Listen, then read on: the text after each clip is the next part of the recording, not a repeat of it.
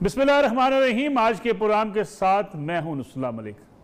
नाज़रीन, आज आपके सामने एक ऐसी दास्तान रखनी है, एक ऐसी कहानी रखनी है जिसको सुनकर देखकर आपके भी होश उड़ जाएंगे।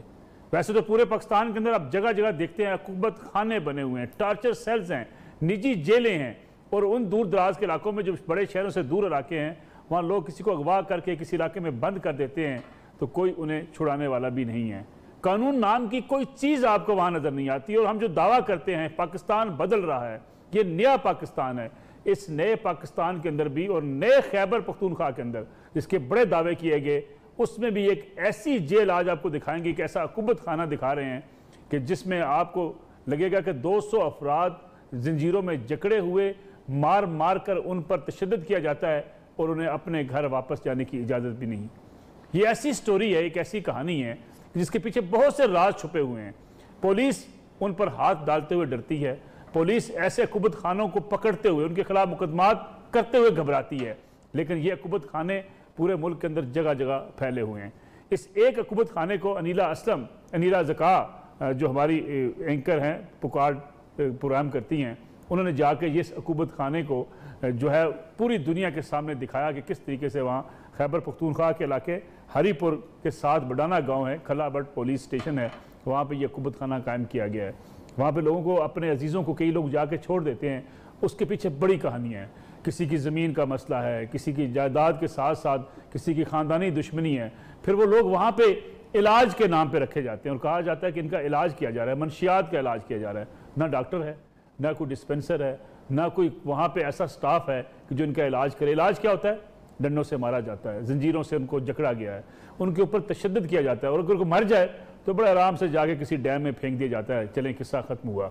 लेकिन इस पूरी कहानी को जब सामने लाया गया तो उस वक्त से लेके अभी तक कोई एक्शन नहीं हुआ, और हुकूमत भी खामोश है और पुलिस और तमाम इदारे भी खामोश हैं। ऐसी कई जेलें इस पूरे मुल्क के अंदर मौजूद हैं। फिर हम बात जब करते हैं कानून और इंसाफ की, फिर हम बात करते हैं ये मुल्क बदल रहा है, ये कैसा मुल्क बदल रहा है जहाँ ताकतवर अपने किसी मुखालिफ को जाके किसी निजी जेल में बंद कर दे और उसके खिलाफ भी एक्शन ना हो, तो फिर इस पर क्या कहा जा सकता है। अनीला ज़का हमारे साथ मौजूद हैं। मैं चाहूँगा कि आपको थोड़ी सी स्टोरी इस कहानी के जो पस मंज़र हैं और ये जेल कहाँ पे है, कैसे दरियाफ्त की इन्होंने, कैसे उन मुलज़मान तक वो पहुँची, ये आपके सामने रख दूँ। उसके बाद इस पर बात भी करेंगे, पुलिस का मौक़िफ़ भी लेंगे। हमारे सीनियर सियासतदान सेनेटर बैरहमन टंगी साहब पाकिस्तान पीपल्स पार्टी से अपोजिशन के बड़े अहम एक रुकन हैं, उनसे भी बात करेंगे। और साथ साथ शौकत यूसुफ़ज़ई साहब जो सूबाई वज़ीर हैं KPK हुकूमत के, उनसे भी पूछेंगे कि अगर इस किस्म की निजी जेल्स अगर उनके सूबे के अंदर मौजूद हैं तो फिर हम तब्दीली कौन सी जिसका हम इंतज़ार कर रहे थे। अनीला ज़का, बहुत बहुत शुक्रिया आपका प्रोग्राम में वक्त देने का। ये बताइएगा कि ये एग्जैक्ट इलाका कहाँ पे है, किस तरह वहाँ पे पहुँची और कितने लोग वहाँ पे बंद किए गए हैं, उनका कसूर क्या है, जुर्म क्या है उनका? बहुत शुक्रिया मलिक साहब, आपने मुझे मौका दिया इस पर अपने प्रोग्राम में बात करने का, क्योंकि अपना प्रोग्राम भी आज मैंने शाम में चलाया। ये अकूबत खाना जो है ये एबटाबाद से तकरीबन 1 से 1.5 घंटे की ड्राइव पर ये हरीपुर के पास एक बडाना गांव आता है जहां तरबेला डैम की झील लगती है। बिल्कुल वहां पर सारा खाली प्लॉट्स हैं, वहां पर आसपास जो है कच्ची आबादी है, क्योंकि वो लोग इलीगल ज़्यादातर वहाँ पर रह रहे हैं, क्योंकि डैम के नीचे जिनके घर आ गए थे तो वो जाके इलीगल बस गए वहाँ पे।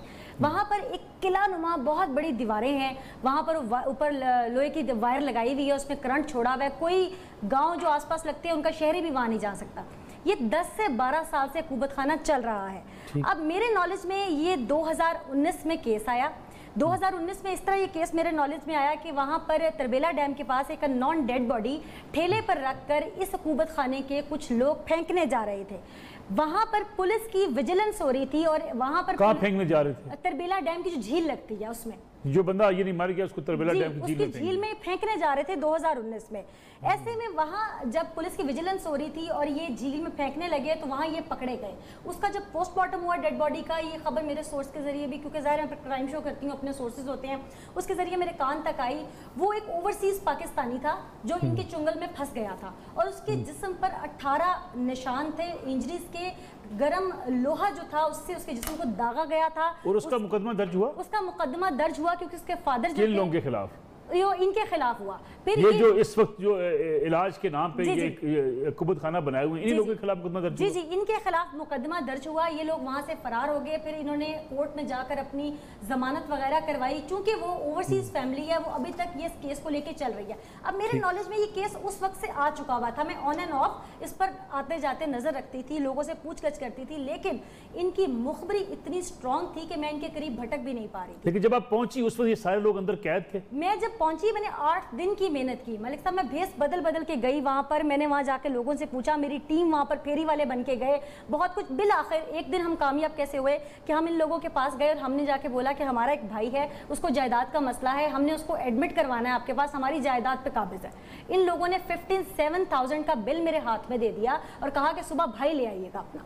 वहां से ये लोग, यानी आपने कहा कि एक बंदे से हमने जायदाद जो लेनी है, छीननी है, उसको हम आपके हवाले करना चाहते हैं और उस बिल आपके हाथ में दे दिया। बिल्कुल, इन्होंने बिल दे दिया। वहां से फिर हमने जाकर डीआईजी मीर वाइज के नॉलेज में सारी बात दी, पुलिस को सारी बात बताई कि इस तरह यहाँ पे कुबत खाना चल रहा है। पुलिस ने जाकर वहां ऑपरेशन किया, वहां पर नफरी तैनात की और 200 के करीब, लगभग 200 के करीब अफराद जंजीरों में जकड़े गए थे।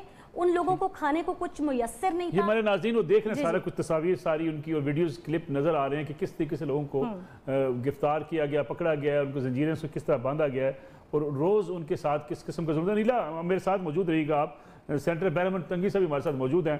तंगी साहब बहुत बहुत शुक्रिया पुराने वक्त देने का। ये हरीपुर कोई कबायली इलाका भी नहीं है, सेटल्ड एरिया है और ख़ासतौर पर उस एरिया के अंदर अगर इस किस्म की कुबत खाना हो जिसमें 200 अफराद जंजीरों में जकड़े हों, उनको मारा जाए, और लोग कौन से हैं, किसी का अगर जायदाद का मसला है तो वो पकड़ के जाके वहाँ पे उसको बीमार बना के जमा करा दे और वो साल तक वहाँ पड़ा रहे, उसके बाद मर जाए तो उसकी लाश को फेंक दिया जाए। ये हुकूमत कहाँ है? बिस्मिल्लाहिर्रहमानिर्रहीम। मलिक साहब शुक्रिया, बहुत इम्पोर्टेंट इश्यूज़ पे आज आप डिस्कशन कर रहे हैं। तो सबसे पहले मैं अनीला ज़क्का को न सिर्फ अप्रिशिएट करता हूँ और अगर ये उम्मीद रखता हूँ कि इसी तरह अनीला को देखकर लोग इस नालायक, नाअहल और सेलेक्टेड प्राइम मिनिस्टर की हुकूमत को एक्सपोज करेंगे, इसलिए कि जनरल मासेस का इशू है, ये पॉलिटिकल स्कोरिंग नहीं है। और अगर 8 साल से केपी में नालायक पीटीआई की हुकूमत है और 8 सालों से ये न कोई नोगो एरिया है, न कोई ऐसी जगह है वहाँ से एमएनएस है, वहाँ से ग्रैंड सन ऑफ डिक्टेटर हैं जो इस वक्त फेडरल मिनिस्टर हैं। नो डाउट कि वो हर हुकूमत में अपनी छतरी बदल देते हैं, इससे पहले भी उनके वालिद साहब की हुकूमत थी। तो उस डिस्ट्रिक्ट से ये जो इश्यूज आ गया है, वहाँ पे ऑलरेडी फेडरल मिनिस्टर हैं, प्रोविंशियल मिनिस्टर हैं, एक फैमिली की तकरीबन 15, 20, 30, 40 साल से हुकूमत है। तो मैं समझता हूँ कि ये बहुत इंपॉर्टेंट इशू है। लेकिन मैं मलिक साहब आपको एक बात बताना चाहता हूँ कि हुकूमत आने से पहले यहाँ के एक वजीर था और वो बार बार कह रहा था कि अगर किसी हुकूमत में किसी की डेथ हो जाती है, मर्डर होता है और उसको कातिल नहीं पकड़े जाते, तो आप समझ लें कि मौजूदा हुकूमत या वज़ीर आज़म उस कत्ल के जिम्मेदार हैं।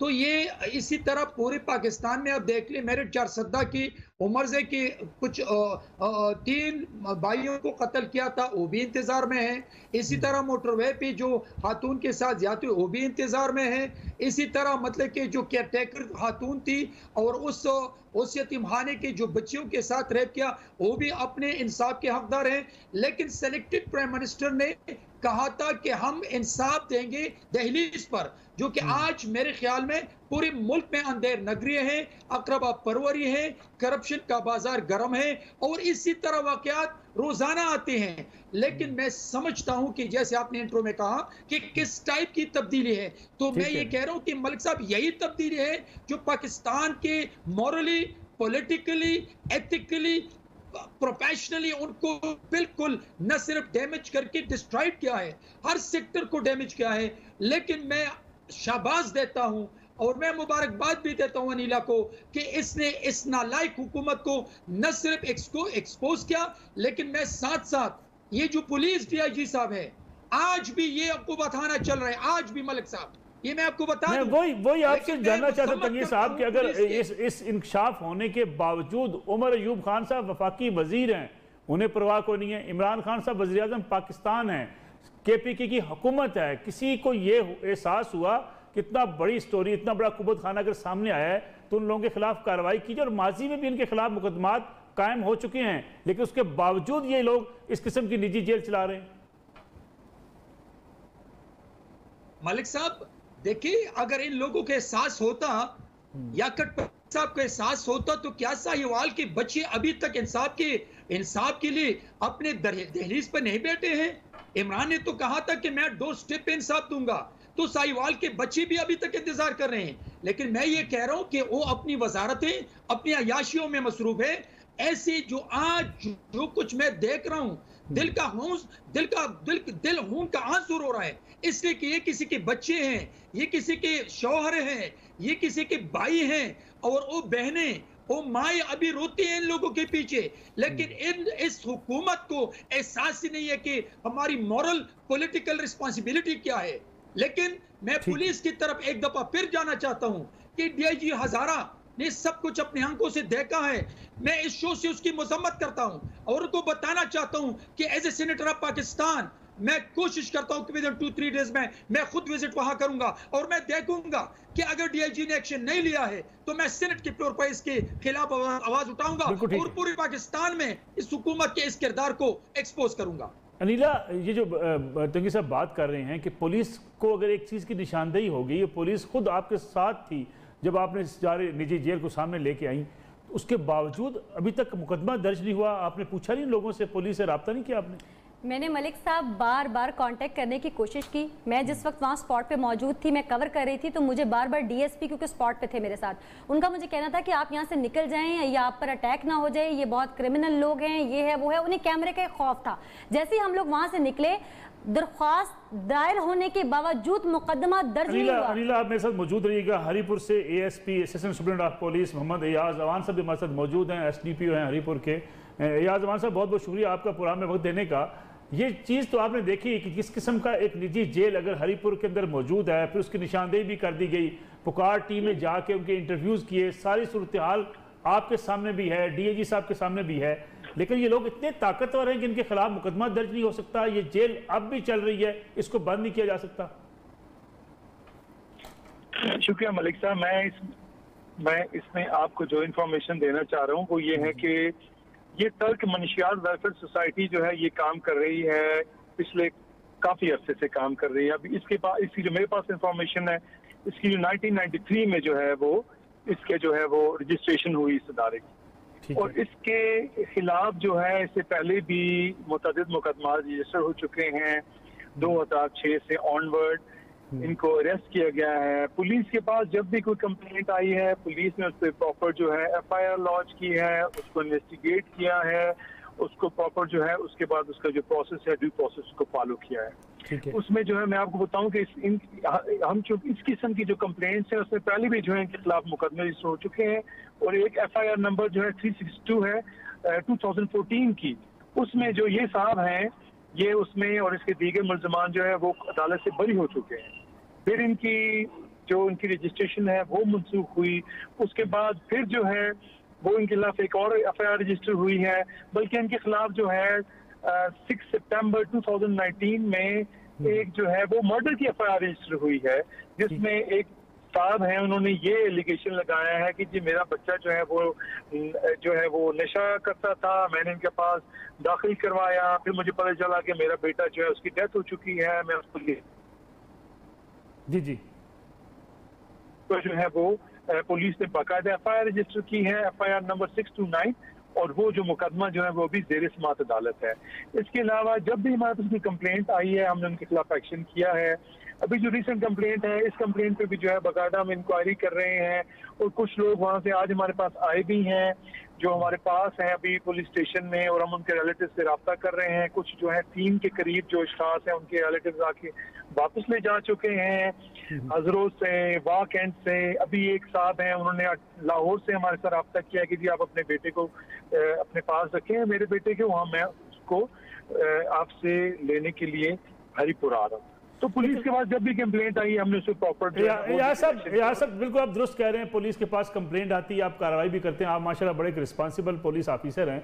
यानी किसी जगह पे एक ऐसा क्या तरके मंशियात सेंटर चलाया जा सकता है जहाँ ना डॉक्टर हो, ना डिस्पेंसर हो, ना ट्रीटमेंट हो, बल्कि जंजीरों से उनको बांधा जाए, उनको मारा जाए, हर रोज़ उनको मारा जाए। इंटरव्यूज़ आपने देखे सब लोगों के जो वहाँ पे बंद है इस वक्त, जो उनकी हालत है बेचारों की।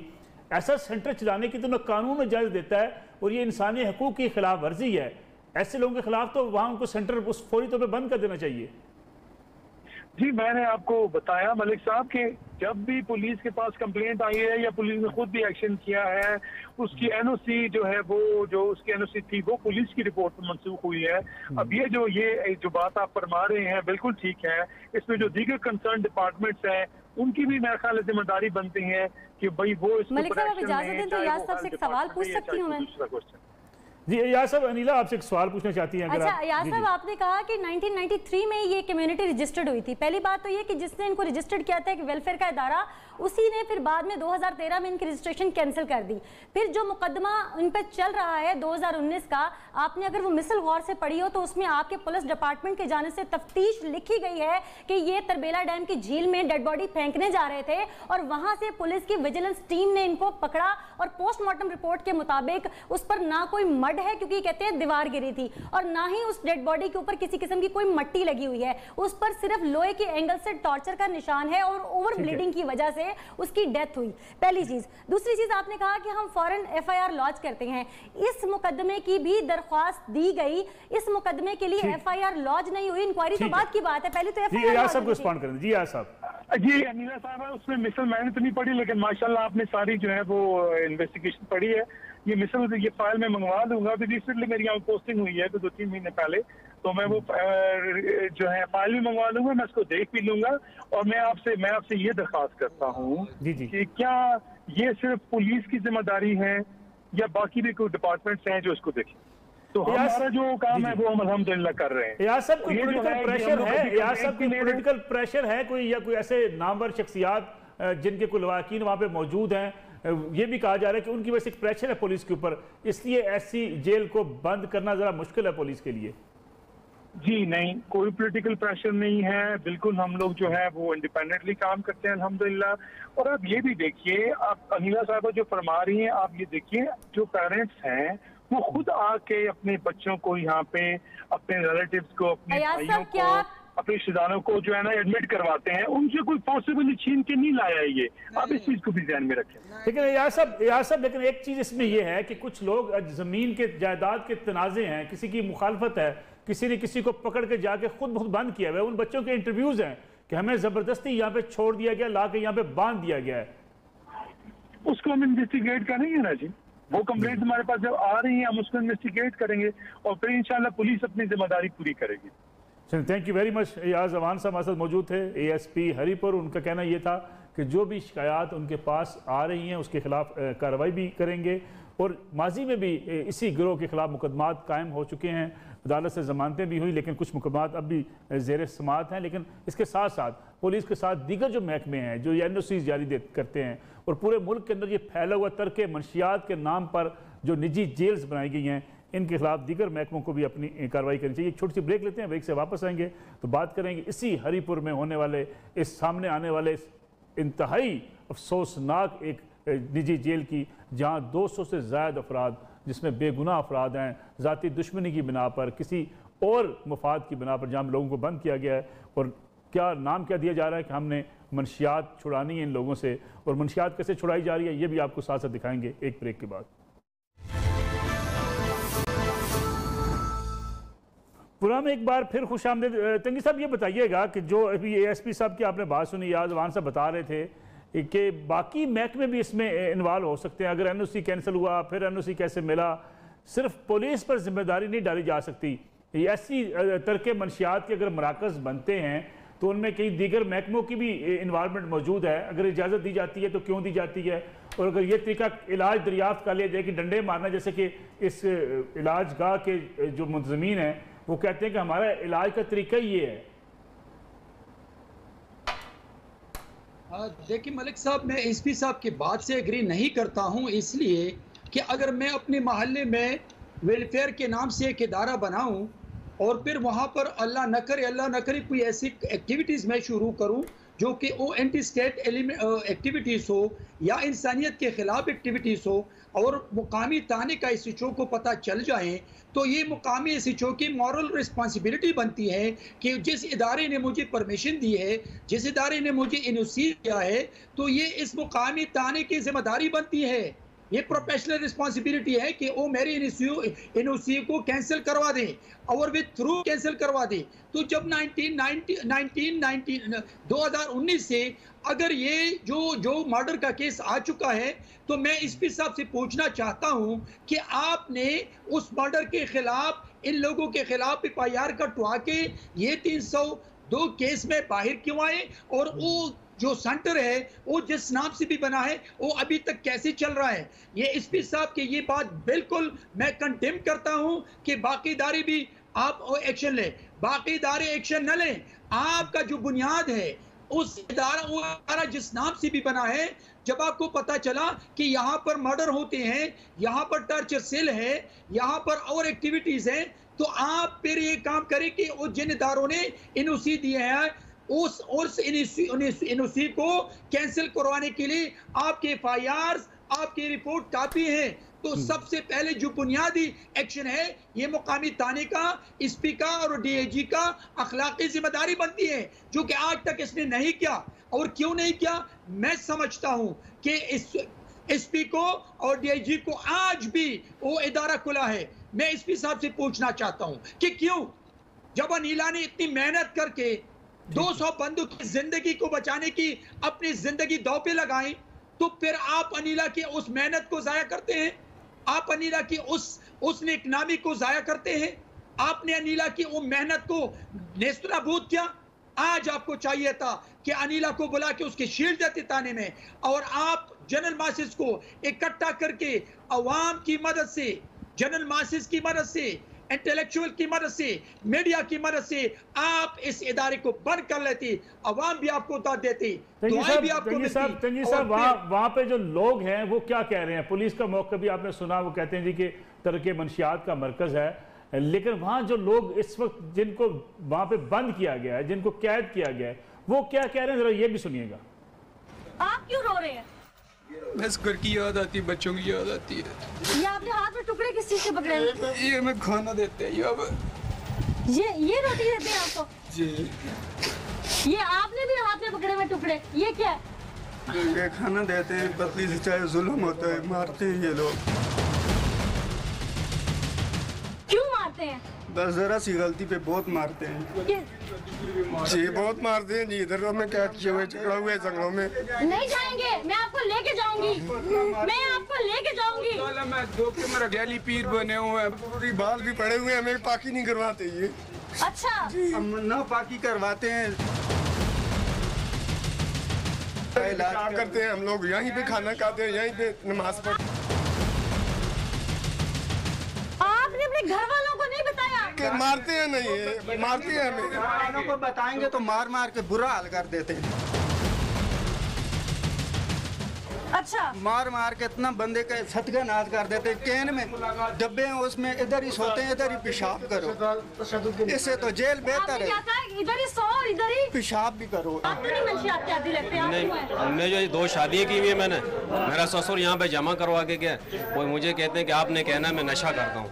मैंने बोला मैं नशा नहीं करता, मुझे मार मार के मेरे हाथों की उंगलियां की तोड़ी हुई हैं। आपके बच्चे भी हैं? जी। कितने हैं? 4। बच्चों में से किसी ने राब्ता नहीं किया? वो कराची में है। उनको पता नहीं आप किधर है?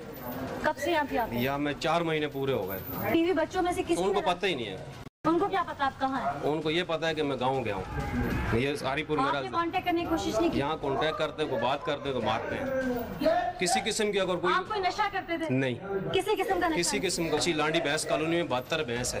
अच्छा, डेयरी फार्मर हूँ मैं। कितने कितने की आपकी जायदाद होगी? तकरीबन ज्यादा नहीं, 8-9 करोड़ है। 8-9 करोड़ की जायदाद। असल जो मेन वजह है ना, उसने जमीन कब्जा की हुई है मेरी। तो पैसे देने के वजह, पैसे लेने के लिए भी आया था, उन्होंने मुझे यहाँ जमा करो।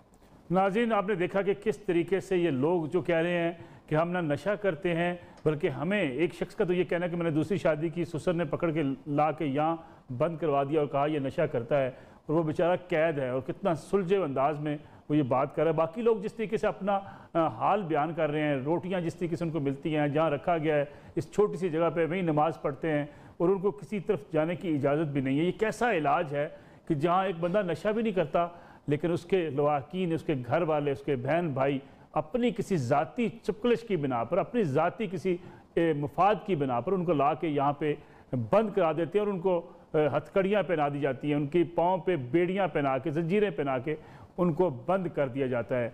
रियासत पाकिस्तान के अंदर क्या इस किस्म की जेल बनाने की, ऐसा इलाज करने की इजाज़त है?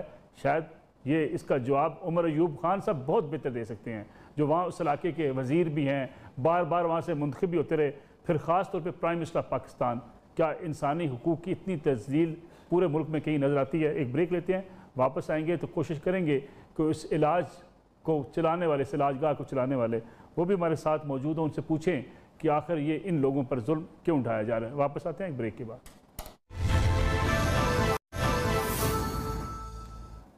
प्रोग्राम में एक बार फिर खुश आमदेद। हमारे इस प्रोग्राम के अंदर अब हमने उनसे रब्ता किया है इलियास कादरी साहब, जो टार्चर सेल को चलाते हैं, जिनके बारे में उनका दावा ये है कि वो यहाँ मनशियात का इलाज करते हैं। उनसे भी हमने रब्ता किया ताकि उनका मौक़िफ़ भी सामने आ सके। इलियास कादरी साहब, बहुत शुक्रिया आपने वक्त दिया अपना मौक़िफ़ देने के लिए। ये बताइएगा ये कौन सा तरीका इलाज है कि आप लोगों को जंजीरों से बांध दें, उनको मारें, उनके ऊपर टार्चर करें, फिर जो मर जाए उसे जाकर डैम में फेंक दें? ये आपको ये खबरें किसने दी? मैं, आप मेरी बात सुनिए जी। अच्छा जी, मेरी बात में नाराज ना हुई है? बिल्कुल ठीक है। सबसे पहले मैं कसम उठाता हूँ, बिस्मिल्लाहिर्रहमानिर्रहीम, ला इलाहा इल्लल्लाह मुहम्मदुर रसूलुल्लाह। जी कसम ना उठाएं। वो नहीं, कसम उठाओ ना जी, आप मुसलमान हैं, मेरी बात यकीन करें। आप झूठों बेईमानों की बातों में यकीन कर रहे हैं। मेरे पहली बात है, आपने मेरे आधार को टार्चर सेल क्यों कहा? आप मुझे टार्चर सेल मैंने इसलिए कहा इलियास साहब कि एक बंदे के पाँव में जंजीरें हैं, उसको सबको बांधा गया, वहाँ पे उनके ऊपर मारा जा रहा है। वो आपके हवाले से खुल के बात कर रहे हैं कि मैं नशा नहीं करता, लेकिन मुझे यहाँ पे जिस तरीके से रखा जा रहा है, उनके सब के बयानात आपने देखे। आपके इदारे में हो क्या रहा है? मैं तो अदारे में ही नहीं था। मैं अदारे से निकल हूँ, मोटरवे पे चढ़ूँ, तो मैं शिफा अस्पताल में टेस्ट कराने जा रहा था, पीछे ये टीवी वाले हैं। मैं होता तो मैं उनको तसल्ली देता। अच्छा, दूसरी आप जरा मेरी बात सुने ना जी जी। ये जंजीरों की बात आप करते हैं। मैंने पहले भी उस औरत को क्या नाम उसका, अनिला जी जी को, उसको मैंने कहा कि आप एक आदमी ऐसा पैदा करके बताएं जो ये साबित करे मैंने किसके ऊपर में जंजीर डाली है। 10 लाख रुपए इलियास कादरी जुर्माने देने के लिए तैयार है। इलियास साहब, सब बंधे हुए वीडियो सारी हैं आपके इदारे के अंदर जाके, पुलिस की मौजूदगी में सबके इंटरव्यूज हैं, डीआईजी मौजूद है। मेरी बात की, और मैंने तो जंजीर नहीं डाली ना जी। आप जरा, आपने मुझसे बातें पूछी ना मेरी, तो हमारे से बात भी, अपनी बात का जवाब भी सुने ना जी, प्लीज दें। जितने मरीज मेरे पास हैं 184 जी जी, इनके 40 साल से मैं अदारा चला रहा हूँ। अल्हम्दुलिल्लाह 12,000 से ज्यादा ठीक होकर चले गए। इस वक्त 184 है। हम किसी को घरों से उठा के नहीं लाते। जो मरीज मेरे अदारे से ठीक हो घरों में ठीक रहते हैं उनको फिर देखे। अच्छा, वो जो शख्स झूठ बोल रहा है कि मैंने दूसरी शादी की और मुझे वहां मेरे ससुर पकड़ के यहाँ पे बंद आपके पास करवा गए, आपने उनको बांधा हुआ है जंजीर के साथ और उसका आप इलाज कर रहे हैं, वो कहता है मैं नशा करता हूँ, ना मेरे तरफ कोई ऐसा है कोई चीज, लेकिन उसके बावजूद वो आपके पास जंजीरों में जकड़ा हुआ है। मेरी वो पहले आप मेरी बात सुनने में जी, जो मरीज आप दाखिल कराएंगे पहले मैं कह दूं आप अदालत चेक करें। अदालत से जो मरीज मौजूद है इनसे इंटरव्यू लें, कवायद जवाब देखें। अगर आपको तसल्ली हो और तो फिर मरीज हैं। कोई नहीं, आपके खिलाफ फिर मुकदमात क्यों दर्ज हुए? आपका फिर ये कैंसिल क्यों है, एनओसी कैंसिल क्यों है आपका? आखिर कोई ना कोई शिकायत आपके खिलाफ है ना। अभी एएसपी मौजूद थे, वो कहते थे शिकायत आपके खिलाफ है, मुकदमात आपके खिलाफ है, जमानतों पर आप हैं। फिर आप ऐसा कैसा सेंटर चला रहे हैं जहां पे आप एक कुबत खाना बना के सेंटर चलाएं? ये जमानतों पर मेरे आऊं हैं जी, जमानतों पर बात सुने मेरी। 2000 यानी कि मैं 40 साल से ये अदारा चला रहा हूँ। जितने मरीज मेरे पास हैं ये इनके माँ बाप खुद पहले दाखिल कराते हैं और लिख के देते हैं। फार्म दाखिल इनका मौजूद है मेरे पास, लिख के देते हैं कि मेरे बेटे ने या भाई ने इतने साल नशा किया है, फला फला नशा किया है। जरा तवज्जो से मेरी आप अर्ज सुने। लेकिन तो इलियास साहब, आप इलाज करने के बजाय उनको मारने का हक रखते हैं, उनको जंजीरें पहनाने का हक रखते हैं। और मेरी पहले आप बात तो सुने ना जी, जिस बात में आपकी कमजोरी नजर आती है वो मेरी बात ही नहीं सुनते। जब आपने हम सवाल किया तो मेरी बात सुने ना, हक बनता है ना। अच्छा, तो वो अदारे वो फार्म में लिख के देता है, इसकी इतनी बार मैंने उसका इलाज कराया, इतनी बार जेल में गए, इतने महीने घर में बांध रखा है, नशे से नहीं छोड़ा, इसलिए मैं इस अदारे में उसको दाखिल करके जा रहा हूँ। इसके एक पाँव में अपने हाथ से जंजीर डालकर इतने महीनों के लिए इलियास साहब ना डॉक्टर ना डिस्पेंसर ना दवाई, ये जंजीरें और मार कुटाई, ये कौन सा इलाज है? आप मुसलमान है ना, कलमा नबी का पढ़ते हैं ना? बिल्कुल, अल्हम्दुलिल्लाह। मैं आपको ऐलान करता हूँ, आप ऐसा मरीज मेरे सुपुर्द करें कि जिसको दुनिया के सारे डॉक्टर कहते हैं ये नशा करने बगैर ये जिंदा नहीं रह सकता, उसको खूब दब के नशा करा के अदा मेरे हवाले करें और आप भी बैठ जाएं। मैं एक हफ्ते तक ये जो लाश फेंकने का मुकदमा जो आपके ऊपर दर्ज हुआ, पुलिस की एक टीम ने आपको वहां आपके लोगों को मौके से गिरफ्तार किया, वो एक लाश डैम में फेंकने जा रहे थे, आपके खिलाफ मुकदमा है ना जी? और जो आपने सवाल किया उसका पहले जवाब तो पूरा होने देने जी, जवाब दे नहीं सकते फिर आपने को कौन सा इलाज है? मैंने आपसे सवाल किया कि आप लोगों को मार मार के इलाज कौन सा करवाना चाहते हैं? वो लोग बेचारे रो रहे हैं, हमें वहां से जाने दिया जाए, आप कहते हैं नहीं मैंने बांध के रखना है इनको। वो आगे ही मुर्दा है, मैं उनको मार के और मैं लगाऊंगा, आप ये रखना है तो आप मेहरबानी करें उनको रिहा कर दे, वो बेचारे रिहा होना चाहते हैं, आप कहते हैं नहीं मैंने इलाज करना है, ये कहाँ का कानून है? देखो ना जी, उनके माँ बाप मेरे सुपुर्द करके गए, वो याद है। सर माँ बाप के पास क्या इख्तियार है कि 18 साल से बालग उम्र के बच्चे को आपके हवाले कर जाए? ये क्या मुल्क का कानून कहता है? देखो ना, अगर आपके नजदीक ये गैर कानूनी बात है तो फिर उनके वालिदैन पे भी आप एतराज करें, केस करें ना। सर उनके वालिदैन को छोड़े, मैं पकड़ के एक बंदा आपको दे दूं, आप उसको गिरफ्तार कर लेंगे? ये तो आप जैसे कहेंगे मैं वैसे करूं। हमने क्यों करेंगे आप? आपको किसी ने इख्तियार नहीं दिया। ये कादरी साहब, मलिक साहब, इलियास साहब से पूछे कि इनका इदारा जो है वो किस एसओपी पे रजिस्टर्ड है, क्या कोई तिब में इनकी रजिस्ट्रेशन है, कोई यहाँ पर इनकी किसी रिहैबिलिटेशन के नाम पर रजिस्ट्रेशन है, ये किस तरह चला रहे हैं, एसओपीज कौन से हैं? सबसे पहले तो ये बताएं, आइन के मुताबिक बेड़ियां आइन में किस शिक में है वो बताइए। रजिस्ट्रेशन अदारा मेरा रजिस्ट्रेशन है, आपके रजिस्ट्रेशन 2013 में कैंसिल हो गई। इलियास साहब प्रोग्राम का वक्त खत्म हो गया, लेकिन मैं आपसे अर्ज कर दूं, किसी भी शख्स को, किसी बालग शख्स को, उसके पेरेंट्स भी आपके पास जेल में आके बंद नहीं करा सकते, उनको इस बात की इजाजत नहीं है, और कोई बालग शख्स आपसे जाना चाहे वो जा सकते हैं। ये तंगी साहब आप इसमें कमेंट कर दें कुछ, ताकि प्रोग्राम हम उसको वाइंड अप करें। और जाए ना जी, आप फिर मलिक साहब जो मेरे ये मलिक साहब जो साथी कह रहे हैं कि मैं इदारा चला रहा हूँ, 40 साल से इदारा चलाऊं, ये मुझे बताएं कि इसके पास क्वालिफिकेशन क्या है इस इदारे चलाने की, और फिर आप प्रैक्टिकली आप ये बताएं कि आपने जंजीरों से जकड़ करके आपने ह्यूमन राइट वायलेशन की हैं। आप कह रहे कि मैं इलाज करता हूं, आप डॉक्टर नहीं हैं, आप रिहेबिलिटेशन करते हैं तो किस पॉइंट ऑफ व्यू से करते हैं? लेकिन ये मुझे बताएं कि जो अभी जो कुछ हो रहा है, जो कैमरे से लोग देख रहे हैं, क्या ये मुझे बताइए कि ये इंसानियत है, ये इलाज है? और आप इलियास साहब कमेंट कर दे, प्रोग्राम खत्म होने वाला है। एक चीज और पूछिएगा, मेरे सोर्स के मुताबिक इलियास साहब जल्दी रिस्पॉन्ड कर दें। जी इलियास साहब, सवाल किया जवाब तो उसका मुश्किल है। जी इलियास साहब, आपने जो सवाल किया उसका जवाब तो आप जी जल्दी 30 सेकंड में आप फाइनल दे दें, रिस्पॉन्ड कर दें, ताकि प्रोग्राम खत्म। बात सुनो मेरी, मैं सूरज यासीन का दम करता पानी 1 हफ्ते पिलाता हूँ, बगैर किसी दवाई के, बगैर तकलीफ के, कुरान की बरस का नशा छूट जाता है। नशा छोड़ने का इसके लिए तो इदारे की जरूरत नहीं है, इसके लिए इदारे की सर आप ये दम, आप सर इलियास साहब आप दम जरूर करें। इलियास साहब आप दम जरूर करें, आप सूरत पढ़कर जरूर उनको सुनाएं, लेकिन किसी को गिरफ्तार करके उनके जंजीरें पहना के उनके ऊपर तशद्दुद की इजाजत नहीं है ना। और फिर आप ऐसी बातें, मैंने आपको कहा।